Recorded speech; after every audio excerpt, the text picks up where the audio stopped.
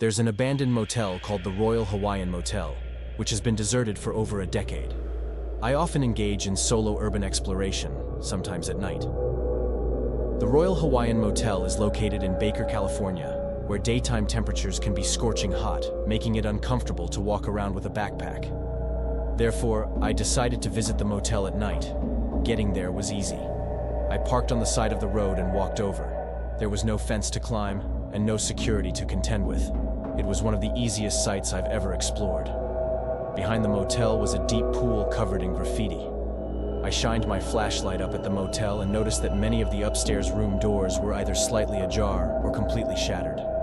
It was a creepy sight, but not unexpected given the motel's long abandonment. As I explored the exterior, I noticed that part of the building appeared to have been engulfed in flames and partially burned down. The night was silent, with no traffic sounds nearby. The only noise was the crunch of debris beneath my shoes.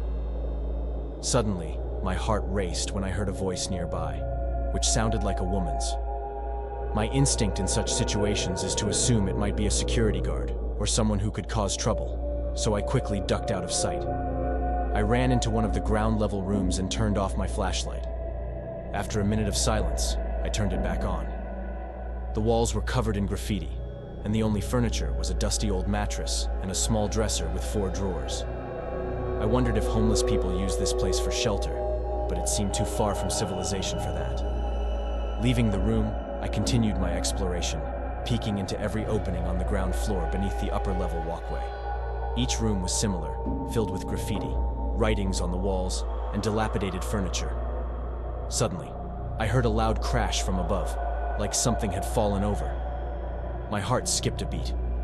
I stepped outside and aimed my flashlight at the walkway above, where the broken glass doors were. A rush of adrenaline surged through me as I decided to investigate.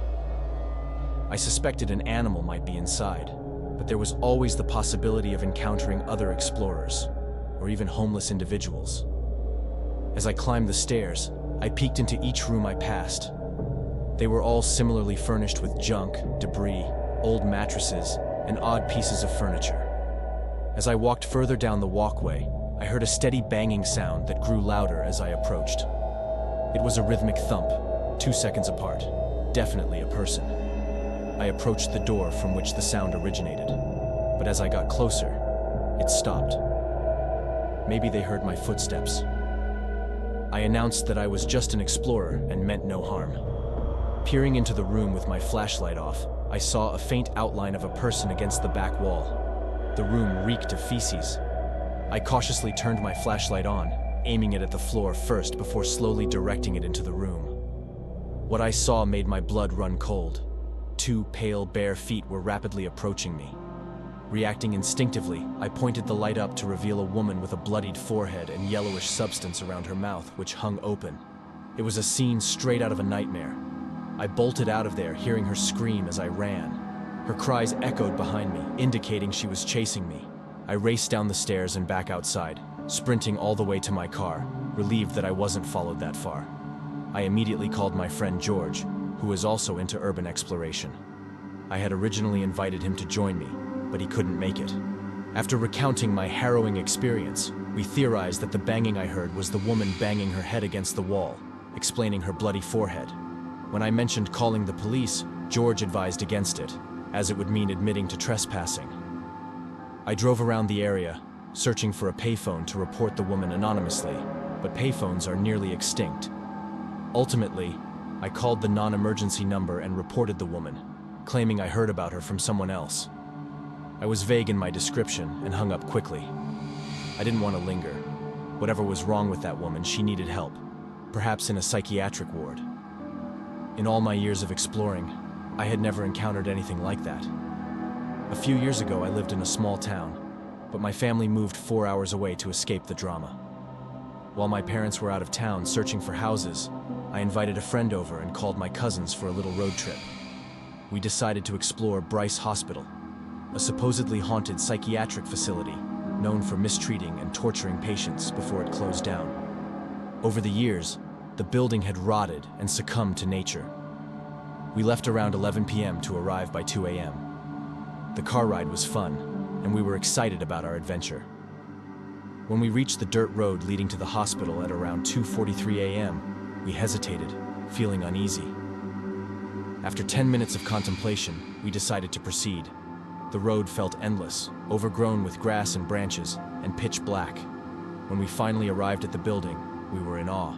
It was massive, with a rotting roof and vines covering the walls. In the middle of the former parking lot was a giant old fountain, also overrun with vines. We turned off the car and stepped out, immediately noticing pentagrams sprayed on the walls. We ventured further inside, climbing stairs that were nearly non-existent, and eventually made our way to the roof. From up there, we spotted a light at the front of the building, resembling a phone light. We called out, but there was no response, and the light vanished quickly. My cousin suggested we move into another room for safety, but I had a bad feeling. I wandered into an adjacent room filled with old mattresses and more graffiti. While listening to my cousin's talk, I suddenly heard a faint noise, like a rock hitting the window. Dismissing it, I continued exploring. Eventually, we decided to check out the basement. The stairs were difficult to navigate, but we made it down and paused to catch our breath. Suddenly, we heard a voice from the back of the room. We froze, exchanging fearful glances. My cousin cautiously moved toward the sound, shining his light around. As the beam reached the far end of the room, we saw a man squatting and staring at the wall. My cousin backed away slowly, urging us to leave. Once outside, he yelled to the man, asking if he was okay.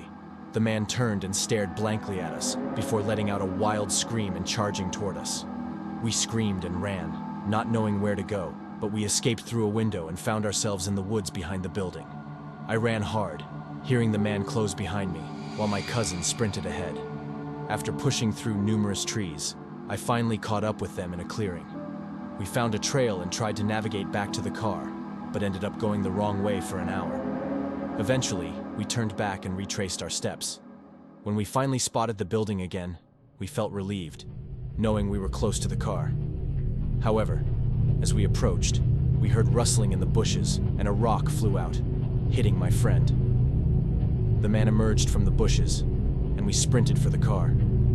We managed to get inside and lock the doors just in time. Starting the car, we turned on the headlights, revealing the man running toward us.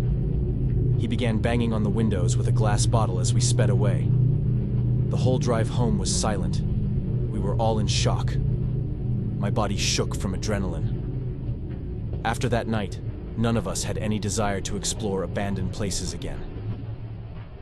This incident occurred in the countryside of Georgia. I was 15, and my brother Seb was 18. Seb loved exploring creepy places, and he had heard about a large abandoned house nearby. Not wanting to go alone, he brought me along. He parked the car in a hidden spot, concealed by trees, and we walked down a neglected concrete road filled with cracks and overgrown weeds. Suddenly, we noticed a woman walking towards us.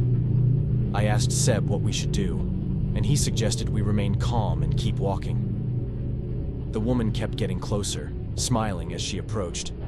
Then she said, "Lovely day today, isn't it?" In unison, we replied, "Yeah." As she neared, still smiling, she said, "I have to go to bed now." Confused, we quickened our pace without speaking. Seb turned around one last time and said, "Have a great day, ma'am."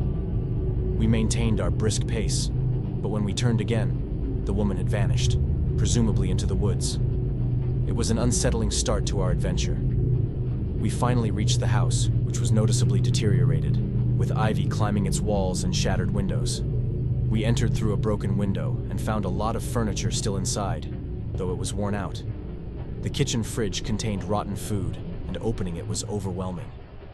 After exploring the first floor, we headed to the basement, which was messier, filled with loose papers and garbage. While in the basement, we heard a distinct thump from upstairs. We froze, unsure of what to make of it. After a moment, we decided it was just the house settling. We returned to the first floor, and the only place left to explore was upstairs. At the top of the stairs, we noticed a bathroom directly in front of us, and a small hallway to the left that led to an open door.